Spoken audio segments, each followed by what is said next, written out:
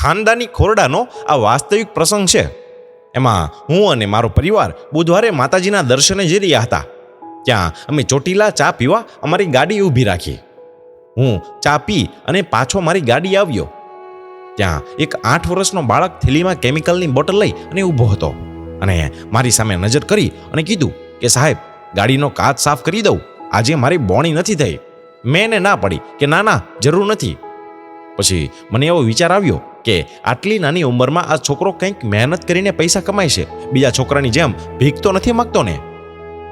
આ વાતનો મને આનંદ થયો એટલે મેં એને તરત જ હા પાડી દીધી કે હા, કાચ સાફ કરી દે.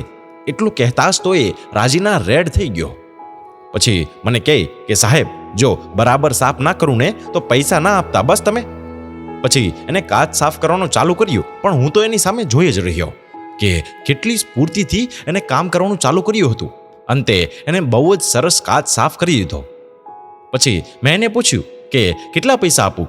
તો મને કહે કે તમારે જે આપવું હોય તે આપી દો મને. મેં એને 20 રૂપિયા આપ્યા. તો મને કહે કે તમે 10 રૂપિયા જ આપો, 20 રૂપિયા નહીં.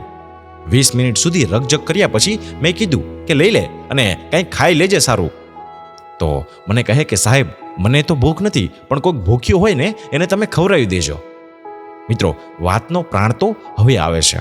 મને કહે કે હું કંઈ મારી ભૂખ માટે આ કાચ નથી સાફ કરતો, હું તો કબૂતરને રોજ દાણા નાખી શકું એટલે આ કામ કરું છું. અને હા, હમણાં હું 50 રૂપિયા કમાઈ લઈશ અને પછી 50 રૂપિયાના દાણા લઈ અને કબૂતરને નાખી દઈશ.